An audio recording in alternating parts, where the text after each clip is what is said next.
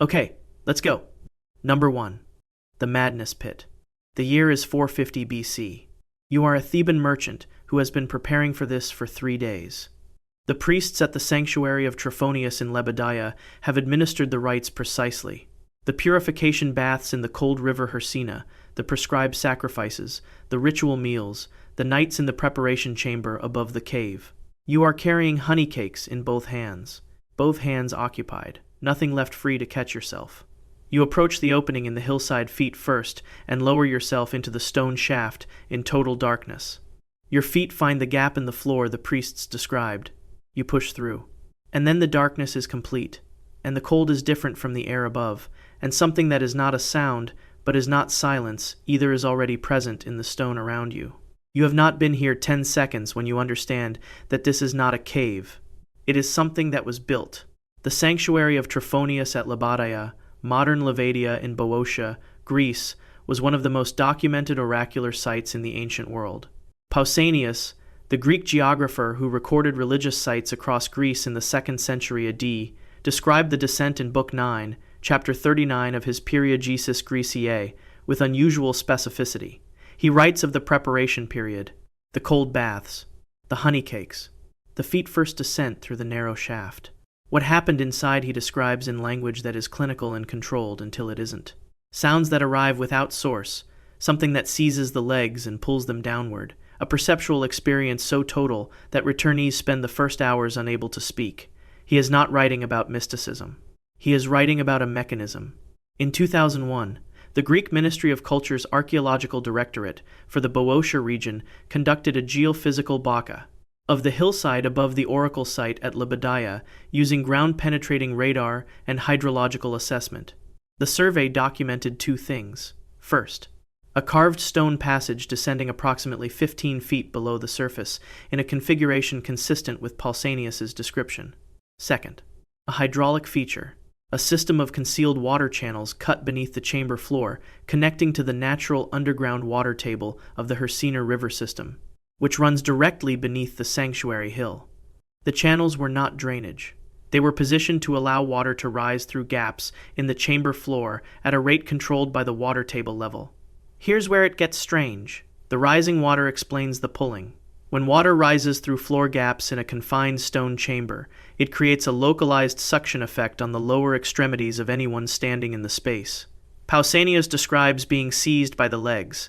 Plutarch, in On the Demon of Socrates, records the same experience from multiple accounts. The hydraulic mechanism produces the specific physical sensation that every ancient account of the oracle consistently reports. And the depth was calibrated. The channels permit the water to rise to ankle height in the chamber, sufficient to create the suction effect, sufficient to drop the ambient temperature, sufficient to produce the disorientation every returnee describes. Not high enough to drown anyone, not high enough to reach the knees. That is a design choice. The builders had access to a water table that would fill the chamber entirely. They chose not to use it. Plutarch is the source for what happened to people who came back out. Attendants stood at the top of the shaft and lifted returning supplicants out because they frequently could not climb on their own. They were handed tablets and asked to record what they had experienced while their memory was still intact. Many could not speak for hours. And then there is the phrase that appears in Aristophanes, in Plutarch, in Cicero, across 4 centuries of classical writing. When someone became permanently humorless, permanently somber, unreachably withdrawn from ordinary joy, Greeks said that person had consulted Trophonius. The phrase was common enough to appear in comedy. The joke worked because the audience knew what it meant. People who descended into that shaft came back different, not injured, not dead, different. They returned without laughter, and they kept returning without it for the rest of their lives. The mainstream interpretation is that the experience was psychological, induced by darkness, cold, the confined space, the prepared mental state.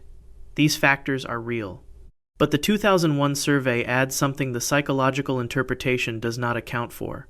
The hydraulic mechanism is not natural. Someone cut those channels. Someone calculated the connection to the water table with precision sufficient to produce a rising effect rather than a flooding one.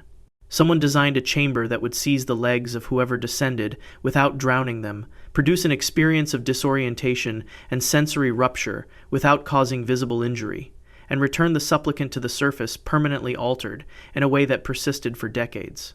Someone built a machine for breaking people that left no marks and no bodies and documented itself through the changed faces of those who came back from it. The pit of Trophonius is still there. The Ministry of Culture has not opened it to visitors. The official reason is structural preservation. The next one didn't target the mind. It targeted the spine, at a height so specific that the choice between killing and maiming was a measurement, and someone made it deliberately. Number 2. The spine trap. The year is 336 BC. You are an agent of a rival Macedonian faction, and you have spent 3 months arranging this. The guards at the outer dromos of the royal tomb at Aigai were expensive.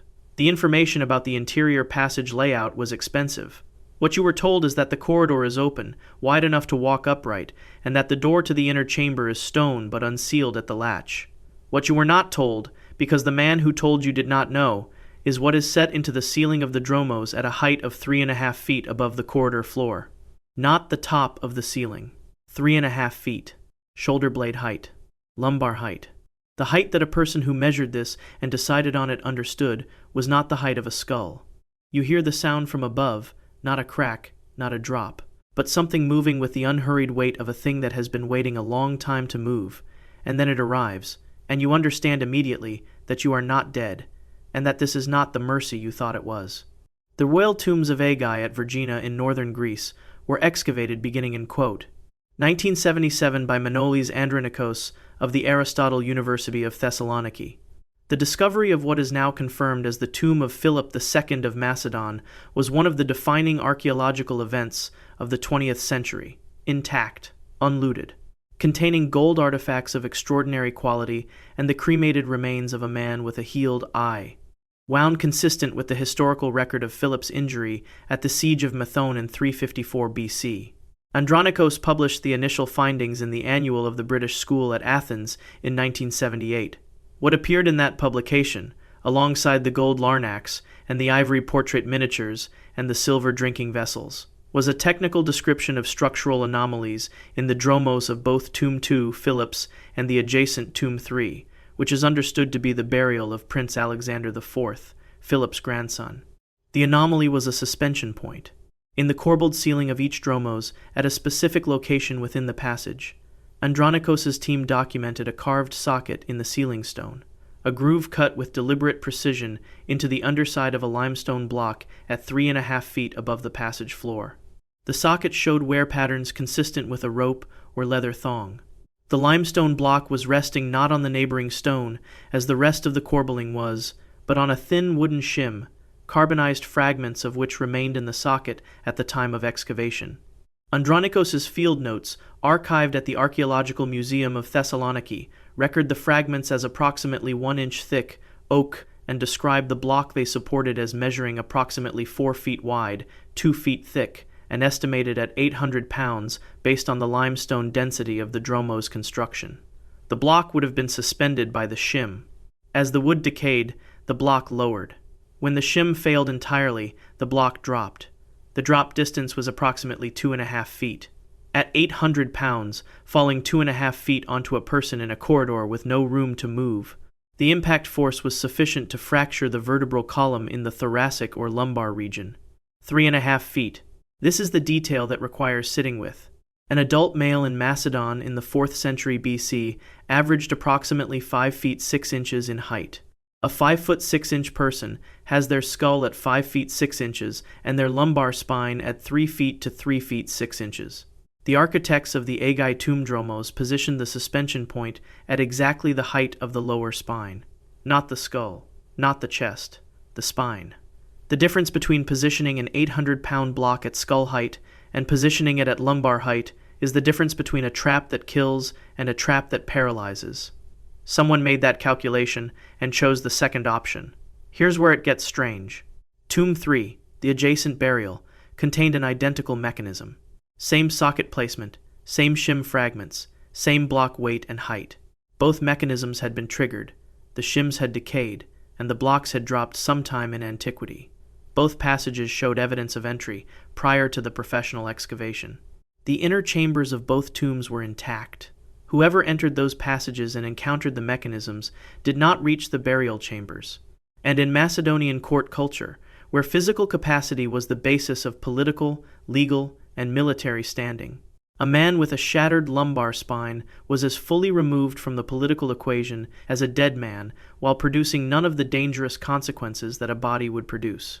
A corpse demands explanation. A corpse generates questions about where it was found, and by whom and why. A paralyzed rival cannot name who sent him. He cannot testify to what he tried to do. He can be dismissed, managed, discredited. He can be made to disappear into dependent care without a single uncomfortable question being asked at court. The trap didn't protect Philip's treasury by stopping enemies. It protected Philip's court by returning them in a condition that made silence their only option. Dead men generate investigations. Broken men generate nothing. The Dromos passages at Vergina are closed to public access. The Greek Ministry of Culture's stated reason is structural instability. The socket marks in the ceiling of each passage are still visible. The blocks that once rested in them are still on the passage floor where they landed. The next one didn't require a mechanism. It required a mineral, and the precision with which the builders preserved its killing chemistry across 21 centuries has been confirmed by a chemist who felt it on his skin. Number 3. The quicklime splash vault. The year is 200 BC. You are a Roman intelligence operative who has spent 4 months in Carthage and has finally arranged access to the Tophet, the sacred precinct of Baal Haman in the Salambo district, through a network of contacts that cost you more than this information is worth. You have passed the outer walls after midnight. You are in the lower sanctuary, beneath the urn field, following a passage that descends into a series of vault chambers cut from the bedrock. You have a torch. The smell here is different from anything in your experience, not rot, not incense, not earth. Burnt bone is part of it. Something older than burnt bone is the rest of it. The passage is approximately 5 feet wide. On either side, at the height of your face, there are alcoves cut into the stone. In each alcove is a ceramic vessel, sealed at the top, sitting on a narrow stone shelf. You reach forward to examine one. Your fingers catch something at throat level, a thin cord, braided, nearly invisible in the torchlight, and then the vessel tilts off the shelf and the world becomes something you have no Latin word for. The pain comes half a second later. You understand the fire before you understand the dark. The Tophet of Carthage is the primary sacred precinct of the Phoenician city of Carthage in the Salambo district of modern Tunis, Tunisia. It served as the central sanctuary of Baal Haman for more than 600 years before Rome razed the city in 146 BC, and then again as a Roman colonial sanctuary in the centuries that followed. The site was excavated beginning in 1902 by Paul Gochler of the Institut de France, who conducted systematic removal of the upper urn fields and documented the subterranean vault system beneath them. Gochler's field notes, archived at the Institut de France in Paris, describe the lower vault chambers in detail, their dimensions, their construction, the ceramic vessels found in the alcoves flanking the entry passages. His description of the vessels notes that several were sealed at the top with what he identified as a wax compound. He opened one by hand without protective equipment. His field notes include an entry, written by an assistant, recording that Gochler sustained chemical burns to his right hand that afternoon and that the excavation was suspended for 3 days. The chemical analysis of residue from intact vessels in the Tophet lower vaults was conducted in 1994 by a team from the Institut National du Patrimoine in Tunis, published in the Tunisian archaeological journal Repel. The analysis confirmed calcium oxide, quicklime, as the primary compound in the vessel contents.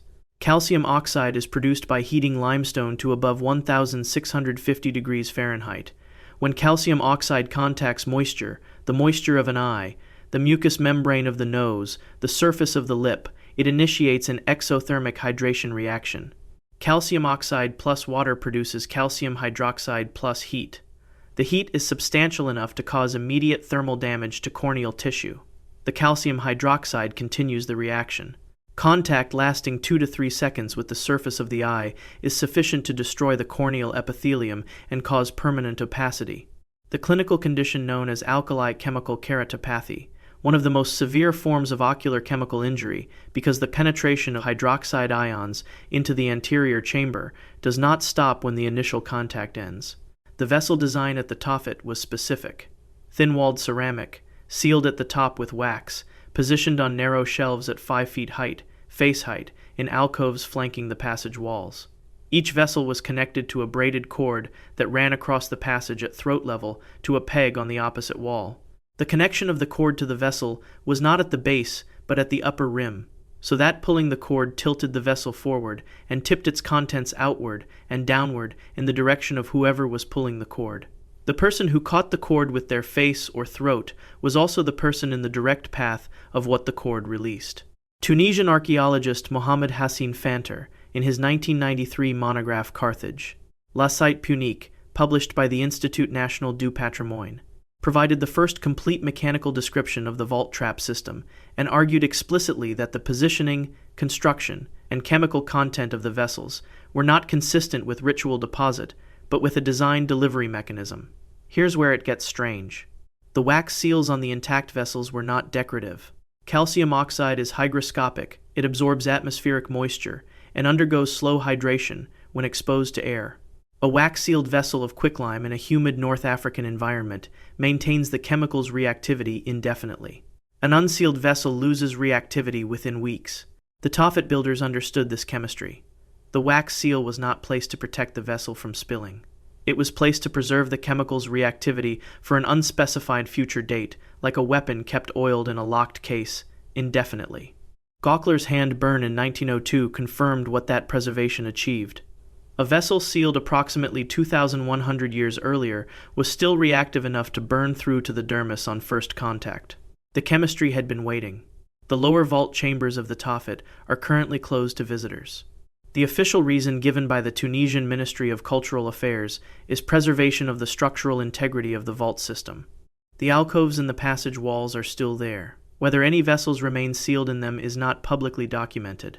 The next one didn't use chemistry you could see or touch. It used sound, at a frequency below the threshold of hearing, and the damage it caused was invisible until it was permanent. Number 4. The Resonance Chamber. The year is 300 BC. You are descending the subterranean passage beneath the Tholos at Epidaurus, the circular building at the center of the sanctuary of Asclepius, god of medicine. This is a healing site, the most famous healing site in the ancient world. The priests treat wounds, recommend dietary changes, prescribe cold baths and surgical procedures. None of this is what you're looking for. You've been told there is a treasury beneath the Tholos, and you have entered through a side passage not intended for visitors, descending into the concentric stone corridors that ring the central chamber below. The stone is close on both sides. The passage narrows as you go deeper toward the center. There is something in the air that is not a sound. It arrives below the threshold of hearing, felt in the sternum before the ears register it at all. You note it and continue walking. 10 minutes in, both ears are producing a ringing tone that has no external source. You continue. 20 minutes in, the ringing is loud enough to compete with the sound of your own footsteps. You don't know yet that it will not stop when you leave. It will not stop for the rest of your life. The sanctuary of Asclepius at Epidaurus is a UNESCO World Heritage Site in the Peloponnese region of Greece, active from approximately 370 BC as the primary medical and religious healing center of the Greek world.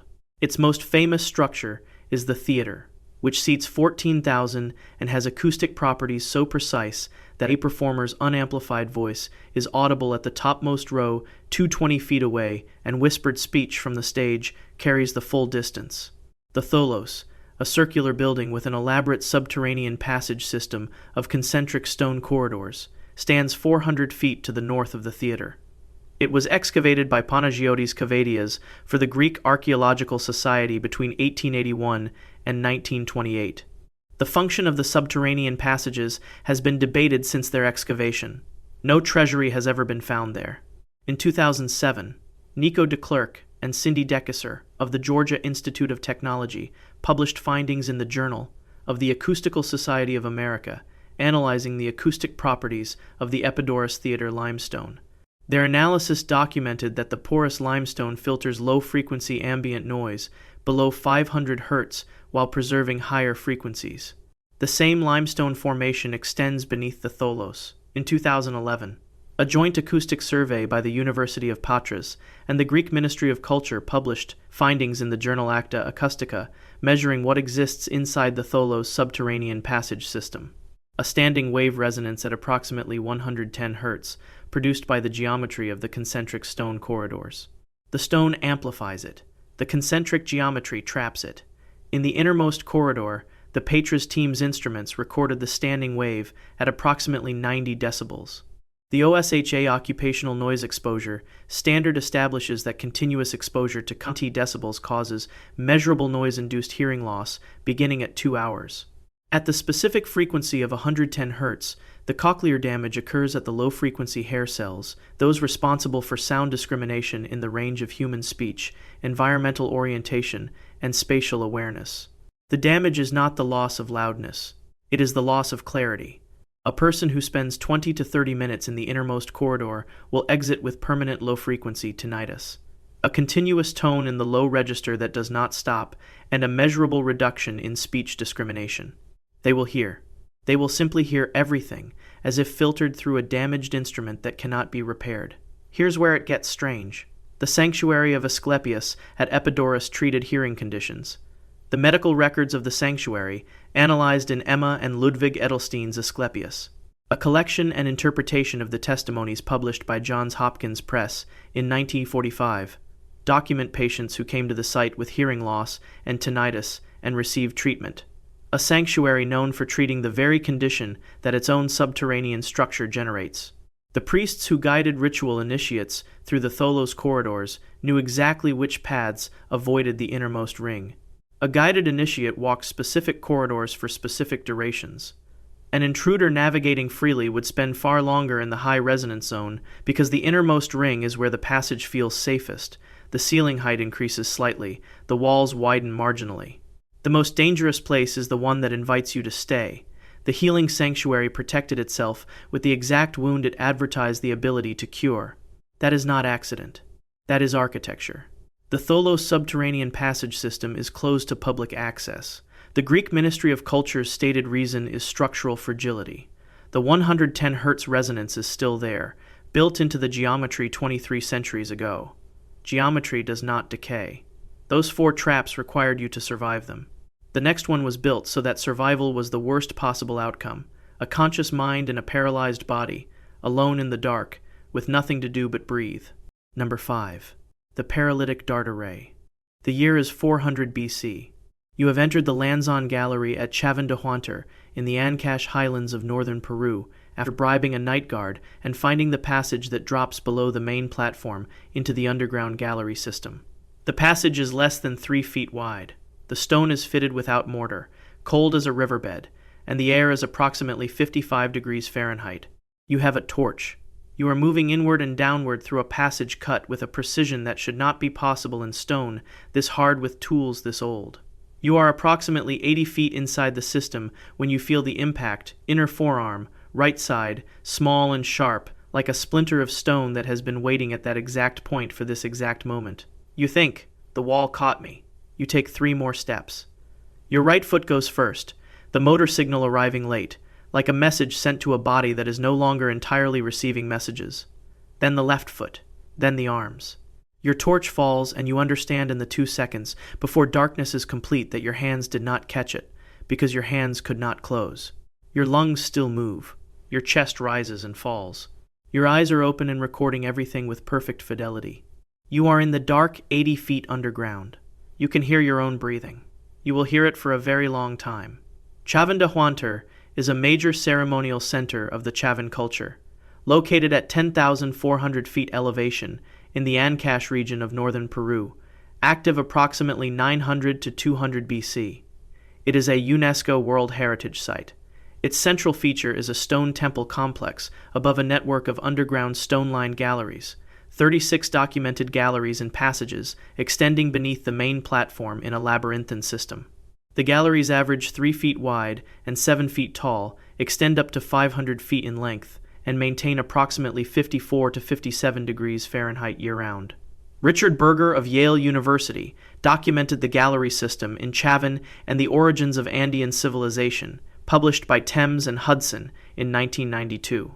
Among the features Berger documented was a series of ceramic tubes embedded horizontally in the gallery walls at multiple points throughout the inner passage system, approximately 1 inch in diameter, positioned at forearm height along the inner wall faces at intervals of approximately 20 feet.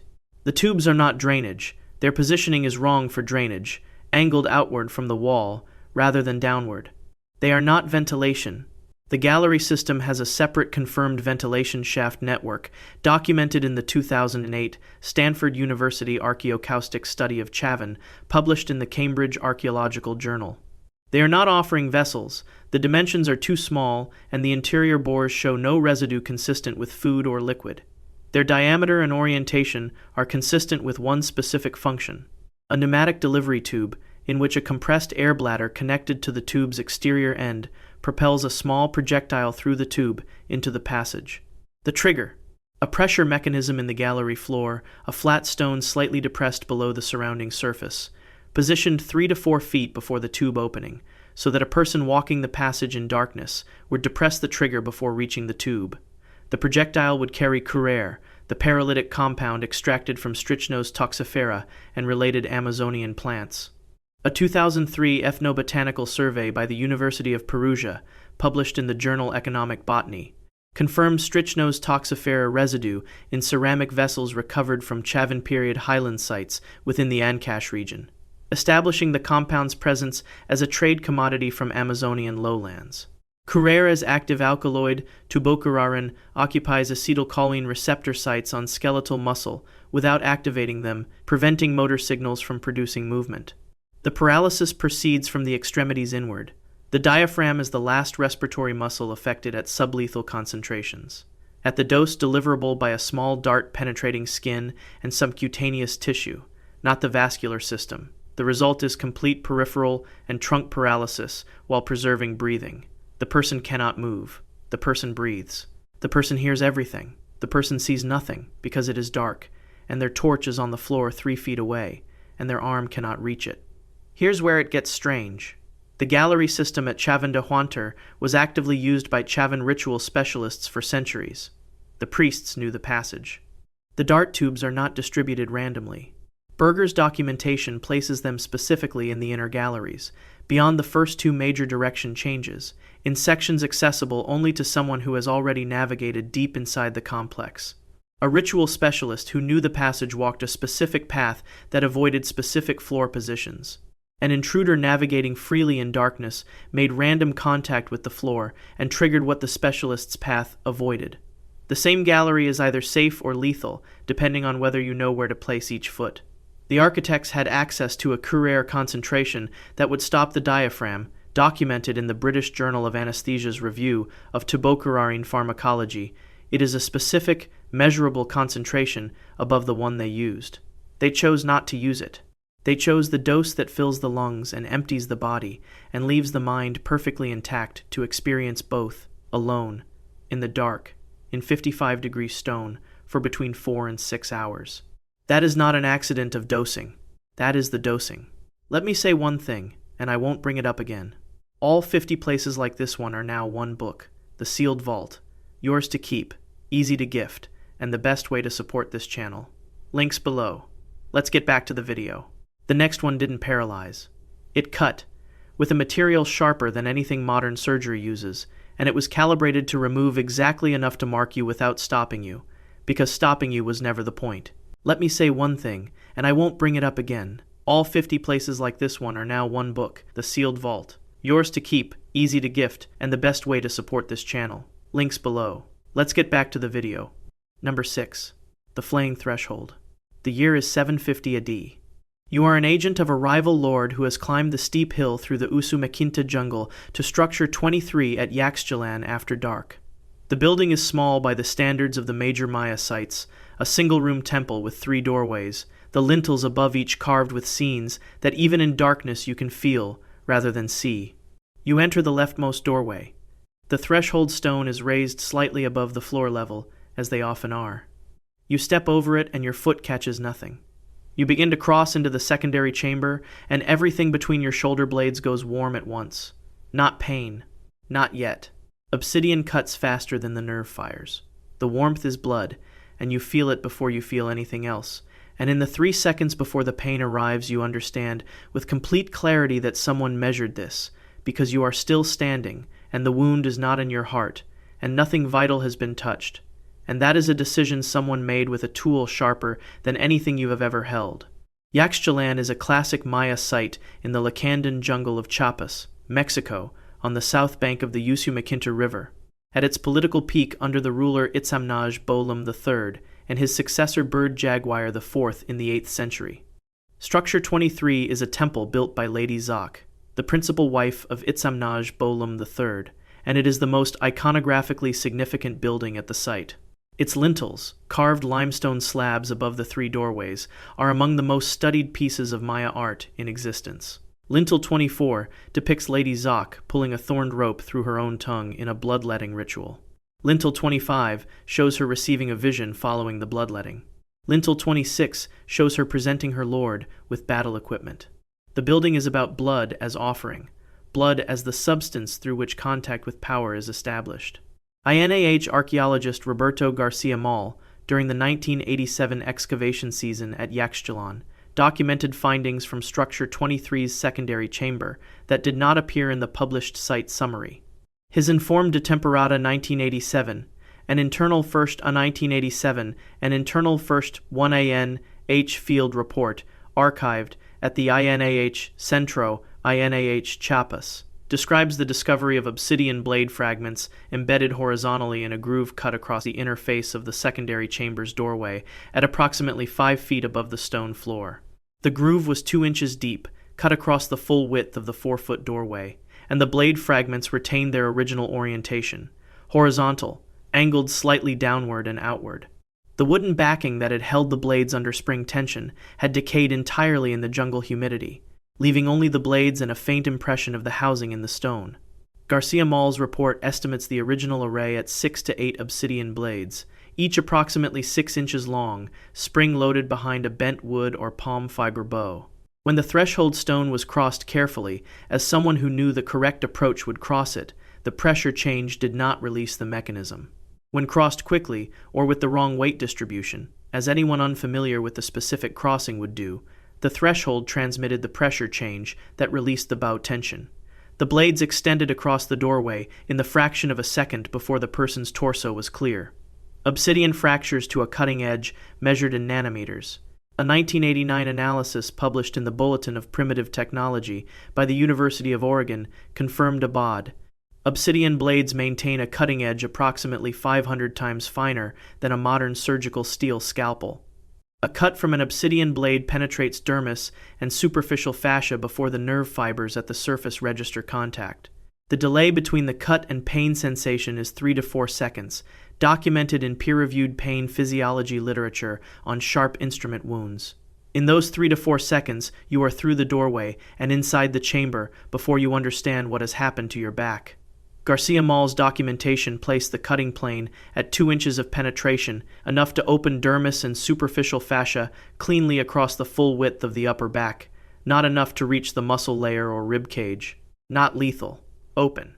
Here's where it gets strange. Structure 23 is Lady Zak's bloodletting temple. The most sacred act depicted on its walls is the voluntary offering of blood through self-inflicted wound. The threshold she built into the secondary chamber drew blood from everyone who entered without permission. In exactly the same way, her rituals drew blood from her. The iconography is not decorative context. It is the instruction manual. You bleed here. Dead men tell no tales. A man carrying a 4-foot open wound across his back, across 400 miles of jungle, tells every tale every time someone sees him, and cannot explain it innocently, and cannot report it without confessing where he went and what he failed to take. The trap marked him. The mark was the message.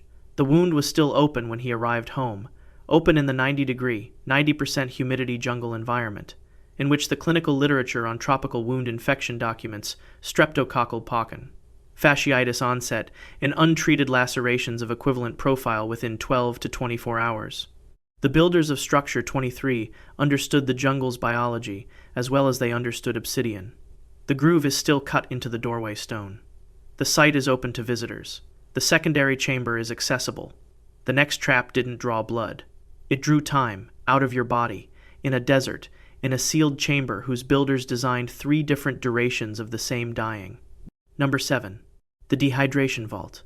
The year is 2400 BC.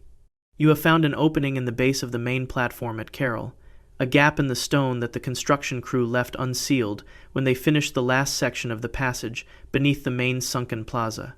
You have brought a ceramic oil lamp. The air inside is dry and warm and utterly still, the stillness of a space that has not moved air in years. The passage is 4 feet wide and 5 feet tall, and it goes inward and downward in a direction that suggests it opens into something worth reaching. The lamp casts enough light to see 15 feet ahead. You walk. The passage is longer than you thought. You are approximately 65 feet in when you hear the entrance stone move behind you. A shift of weight, a settling, the sound of fitted stone finding its final position.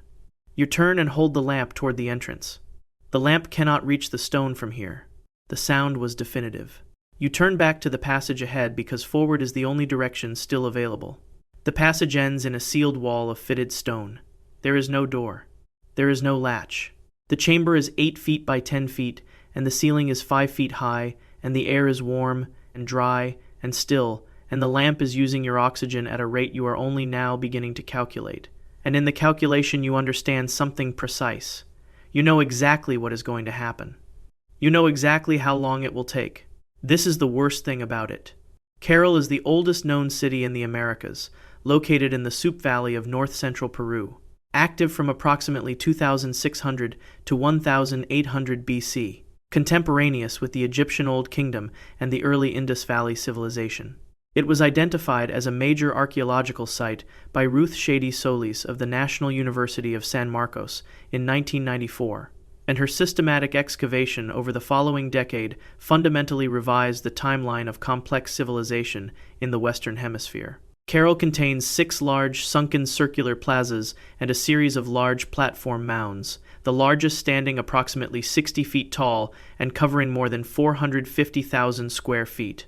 In a landmark paper published in Science in January 2001, Shady and co-authors established Carroll as the oldest urban center in the Americas. Within that publication, and in subsequent field reports from the 2001 excavation season, Shady's team documented 3 sub-plaza passages beneath the main platform that terminated not in construction voids or rubble fills, but in precision-fitted stone walls, sealed so cleanly they showed no evidence of being closures applied after the fact. They were built as terminations. The 3 passage chambers were not identical in length. Shady's field documentation records the shortest at 60 feet from the entrance to the sealed terminus, the intermediate at 70 feet, and the longest at 80 feet. All 3 were cut at the same time, in the same stratigraphic layer, by the same construction crew. The masonry technique and stone selection are identical across all 3. The lengths are different. A construction crew building 3 passages simultaneously in the same layer for the same purpose does not accidentally produce 3 different lengths. The lengths were specified. The Soup Valley receives 0.4 inches of precipitation annually, less than the Sahara's driest regions. The underground temperature in the sub-plaza passages maintains approximately 83 to 86 degrees Fahrenheit year-round. In this environment, a resting human adult loses fluid at a minimum rate of approximately 2 pints per hour through respiration and perspiration. A frightened, active adult loses between 1 and 1.5 gallons per hour. Death from dehydration occurs at approximately 10% total body fluid loss, for a 160-pound adult approximately 1.7 gallons, achievable in well under 24 hours in these conditions. The sealed terminus chambers show no evidence of exit. The entrance mechanism, a fitted stone balanced on a weighted fulcrum so that stepping past its center of gravity shifts it into the closed position, required no maintenance, no ongoing attention. It worked once and was permanent. In the shortest chamber, 60 feet, the smallest enclosed volume, available oxygen supports a resting adult for approximately 7 hours before CO2 concentration reaches the incapacitation threshold. In the longest, 80 feet, the volume is sufficient for approximately 11 hours. The builders designed 3 different durations of the same experience. The construction record is unambiguous on this point.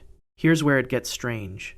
At the sealed terminus of the intermediate chamber, 70 feet, Shady's 2001 excavation recovered bone material from a small concentration near the west wall. Animal bone, not human, consistent with a ritual sacrifice deposit placed at the time of sealing. Someone built the trap, placed something in it, and then sealed it as a complete and finished system. The bones confirm the passage was never reopened. No one came back to check. And this is the calculation that the Carroll Vault architects made that no other trap on this list made quite so precisely. They understood that the worst part was not the dying, it was the knowing. In 85-degree darkness, with no mechanism and no chemistry and no blade, just warm dry air and your own breath shortening and the arithmetic of what it means that the lamp is going out, you have nothing to do but wait and understand. The lamp goes out. The arithmetic continues without it. The 3 sealed chambers beneath Carroll's main platform have been closed since approximately 2400 BC. The Soup Valley still receives 0.4 inches of rain per year. The temperature inside is still 85 degrees. That trap used the desert against you. The next one used water, cold, controlled, calibrated, fed by a mountain spring that has not stopped flowing in 1300 years. Number 8. The immobilization channel. The year is 900 AD. The Tang dynasty is collapsing, and in the chaos, the network of local officials who knew the approach dimensions of the Qianling mausoleum has been selling that information to anyone willing to pay. You are now standing in the approach passage of the largest undisturbed imperial tomb in China, built into the rock of Liangxian Mountain in Shaanxi province for Emperor Gaozong and Empress Wu Zexin, the only woman in Chinese history to rule as emperor in her own name. Sealed here in 705 AD with burial preparation that contemporary accounts describe as surpassing anything before it. The corridor is wider than the descriptions suggested. The stone is dry. Your torches are steady. Nothing visible is wrong. You take 3 more steps, and the floor beneath your feet drops 4 feet without warning, and cold water, arriving from everywhere at once, fills the space around your legs before you have fully registered the fall. The water is 50 degrees Fahrenheit. You know this not from measurement, but from the specific quality of the cold, which your body begins responding to immediately, before you have decided to respond to anything. The Qianling Mausoleum is located on Liangshan Mountain in Qian County, Shanxi Province, approximately 50 miles northwest of Xi'an. It is the joint burial site of Tang Emperor Gaozong, who died in 683 AD, and Empress Wu Zexin. The mausoleum has not been excavated. Its interior is known only through non-invasive survey. In 2004, archaeologist Zhang Zhongguo of the Chinese Academy of Social Sciences published findings in the journal Wenbo, Cultural Relics, from a ground-penetrating radar survey of the mausoleum approach passage. Zhang's survey documented a cross-sectional density anomaly in the passage floor at a point approximately 140 feet from the sealed entrance, consistent with a void beneath the passage stone. A subsurface channel connecting this void to a point on the mountain above, oriented at a downward angle, consistent with a gravita-fed water delivery system, and an overflow channel at a depth of 4 feet below the passage floor. The Tang dynasty was the peak period of Chinese hydraulic engineering. The Yingzhou Fashi, the official Chinese construction manual compiled in 1100 AD, but drawing explicitly on Tang era practice, describes hydraulic security elements in imperial burial construction under the term shui zheng, translated in Paul de Mayville's 1925 French scholarly edition as living water barriers. The manual specifies a spring-connected water delivery channel designed to fill a section of a burial approach passage to a controlled depth on activation. The controlled depth: chest height for a person of average stature, sufficient to immobilize, insufficient to drown, maintained by an overflow channel that prevents the water from rising higher. Zhang's GPR data from Qianling matches the Shui Zhang specifications in every measurable parameter. The overflow channel depth matches the chest height specification for an adult of Tang era average stature, historically documented at approximately 5 feet 3 inches. Hypothermia in 50-degree Fahrenheit water does not kill quickly. The U.S. Coast Guard cold water survival tables document the sequence. A healthy adult in 50-degree water exhausts swimming capacity in 30 to 60 minutes. Muscular coordination fails at 30 minutes. Voluntary movements, gripping, climbing, pushing against a wall, degrade measurably within 20 minutes as core temperature drops. A person standing in 50-degree water to chest height loses the ability to maintain standing through voluntary muscle control within 45 to 90 minutes as core temperature drops below 95 degrees Fahrenheit. They do not drown. The overflow channel prevents that. They are incapacitated. They are in the water, in the dark, under a mountain, unable to climb the smooth stone walls of a pit designed to have no handholds. Someone measured chest height. Someone positioned the overflow channel at exactly that level. The level says everything about the intent. You will not die from the water. You will be held in the water until the cold finishes what the water started. Here's where it gets strange. Zhang's GPR data confirmed that the spring feeding the subsurface channel at Qianling is still active. The mountain's hydrology has not changed in 13 centuries. The channel is still connected to the spring. The pit is still beneath the approach passage floor. The water has been moving through the channel since 705 AD, flowing past the overflow point and returning into the mountain aquifer in a closed loop that requires no maintenance because it is not a mechanism. It is geology. The spring does not need to be wound or checked or serviced. The Qianling Mausoleum has not been opened. The Chinese government's stated reason is preservation technology.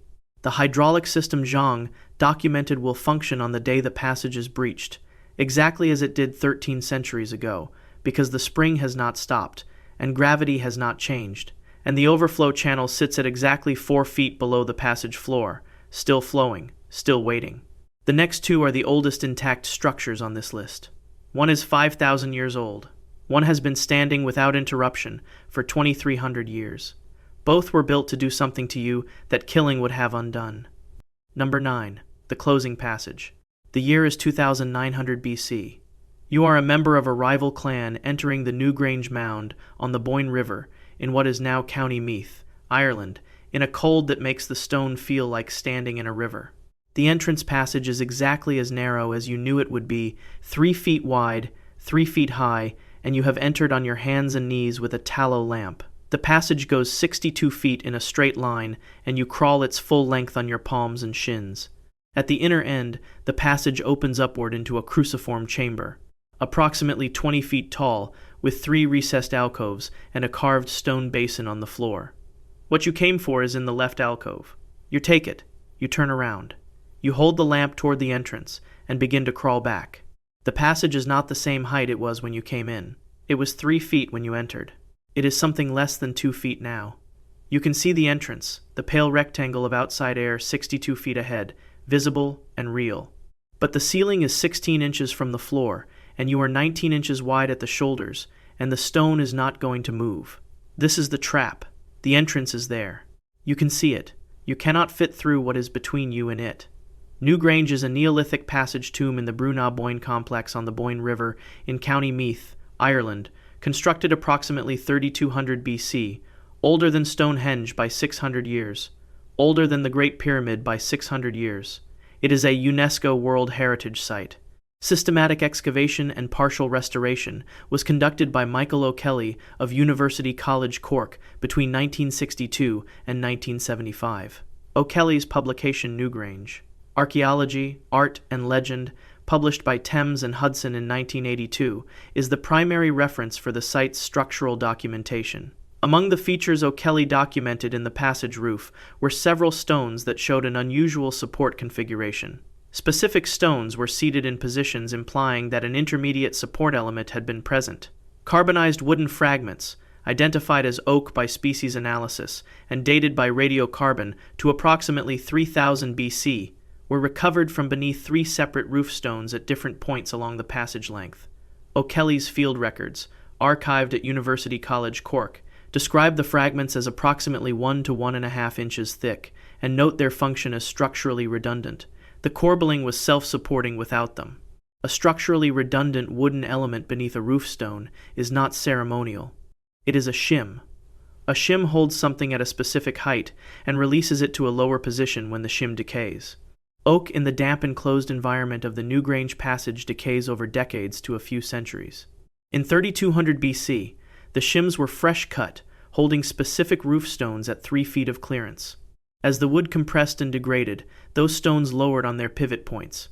By the time the wood had decayed entirely, those stones rested at their natural positions, which O'Kelly's survey confirmed was approximately 16 to 18 inches above the passage floor. A person who knew about the shims could time their entry to the window before the clearance dropped.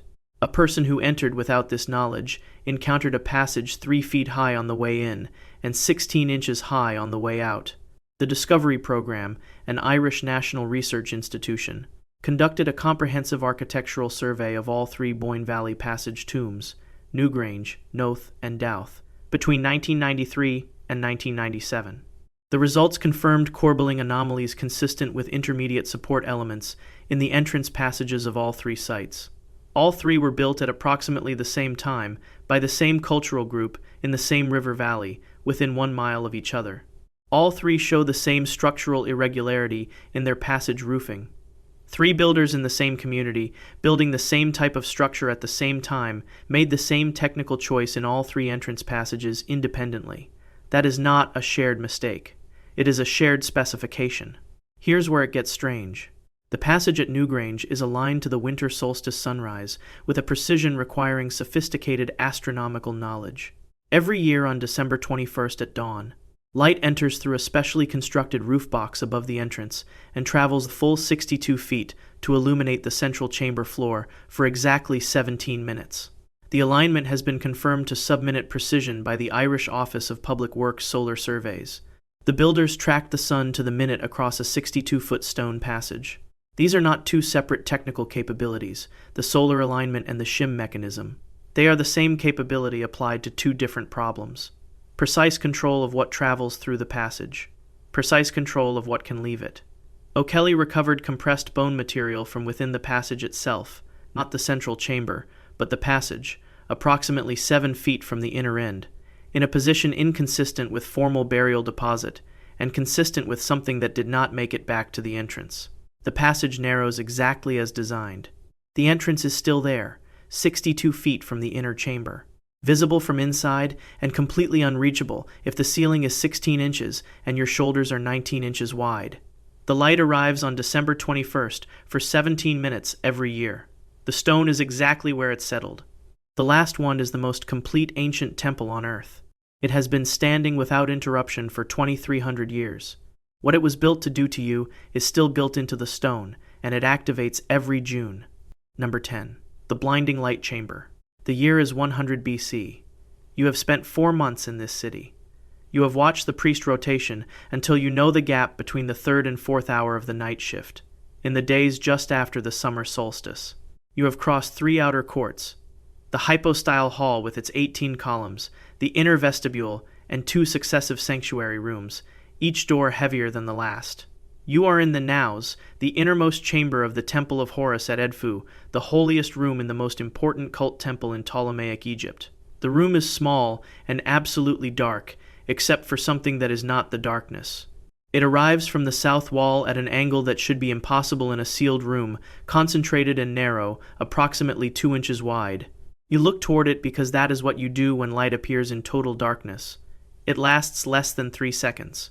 In those 3 seconds, the center of your visual field is destroyed. You do not know this yet. What you know is that there was light, and then there was not, and when you look toward the doorway through which you entered, you cannot see the shape of it clearly. You move toward where the door must be. The thing you cannot see is exactly centered in your vision. It moves with your gaze. It will move with your gaze every day for the rest of your life. You leave the Temple of Horus alive. You leave it without your sight. Everyone you pass on the way home can see your face, and your face tells them exactly where you went. The Temple of Horus at Edfu is the most completely preserved ancient Egyptian temple. Construction began in 237 BC under Ptolemy III and was completed in 57 BC under Ptolemy XII. Buried under accumulated sand during the medieval period, which preserved it from the stone robbing that destroyed most ancient Egyptian temples. It was excavated by Auguste Mariette, beginning in 1860. His 4-volume publication of 1880, Monuments de l'Egypte et de la Nubie, contains the foundational structural documentation. Mariette's Volume 4 describes the naos in detail, including traces of electrum sheeting on the inner surfaces of a small intermediate chamber between the outer sanctuary and the naos itself. Electrum, a naturally occurring alloy of gold and silver, was used in ancient Egypt specifically for its high reflectivity. Mariette noted the sheeting as decorative. In 1993, Juan Antonio Belmont of the Instituto de Astrofísica de Canarias published findings in the journal Archaeoastronomy documenting a series of small apertures in the naos walls, approximately 3 inches in diameter, positioned at angles that would direct incoming sunlight during the period June 18th through 25th, the ancient Egyptian Shemu harvest season, sacred to Horus, toward the intermediate chamber's electrum-sheeted walls, and from there, reflected, into the naus at approximately 5 feet above the floor. Standing eye height. Belmont conducted photometric measurements on June 21st, using instruments, at naus floor level, and confirmed a concentrated light beam entering the chamber. The electrum surfaces have degraded over 2 millennia. His 1993 measurement registered the beam at approximately 200 times ambient sunlight, despite the degradation. Belmont estimated the original intensity at 4 to 8 times his 1993 reading. The ANS the FUT said, 136.1 standard for laser and solar radiation safety establishes that photochemical retinal damage, solar retinopathy, occurs at concentrations above 100 times ambient sunlight in exposures lasting 2 seconds or more. The degraded beam was twice the damage threshold. The original beam exceeded it by a factor of 4 to 8. Solar retinopathy destroys the photoreceptor cells in the macula, the central region of the retina responsible for high acuity vision. The damage is permanent. There is no treatment that restores destroyed photoreceptors. The condition produces a scotoma, a fixed blind spot centered exactly on whatever you try to look at directly. Peripheral vision is preserved. The center of everything you look at is gone, a dark patch that moves with your gaze, always centered on the face you're trying to see, always centered on the words you're trying to read. The trap took from you precisely what vision is for. Here's where it gets strange.